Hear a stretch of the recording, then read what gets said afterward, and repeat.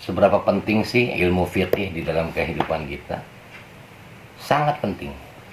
Teramat sangat penting karena fikih ini sangat berkaitan dengan ibadah yang kita lakukan.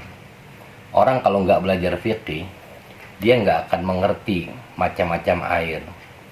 Bagaimana kriteria air tohir mutohir, air suci yang bisa mensucikan, air tohir ghairu mutohir, air suci tapi tidak bisa digunakan untuk mensucikan, air mustakmal yang bagaimana, air mutanajis yang bagaimana, air yang 2 kullah bagaimana, air yang kurang dari 2 kullah bagaimana ketika digunakan untuk bersuci.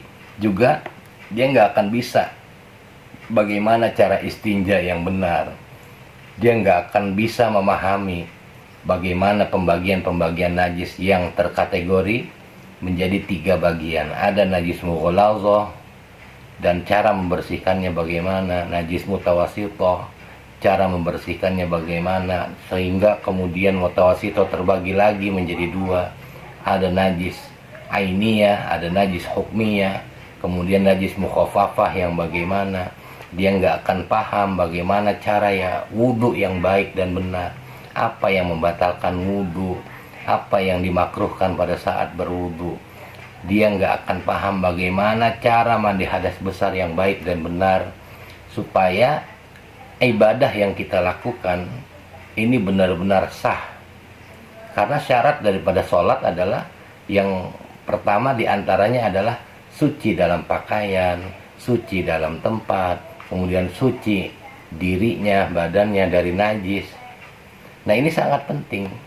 Sehingga dalam satu hadis Nabi Muhammad SAW bersabda, "Tanazzahu anil baul."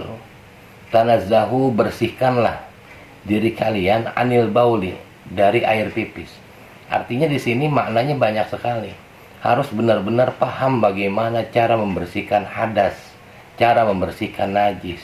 Harus benar-benar paham bagaimana ketika dia mencuci supaya benar-benar pakaiannya ini suci.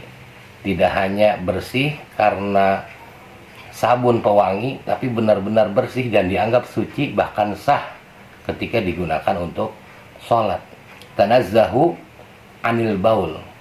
Nah, bersihkanlah diri kalian dari air kencing, fa inna 'ammata 'adzabil qabri minhu. Karena mayoritas, kebanyakan, rata-rata orang-orang yang diazab di dalam kubur ini gara-gara perkara ini, gara-gara perkara nggak paham fikih.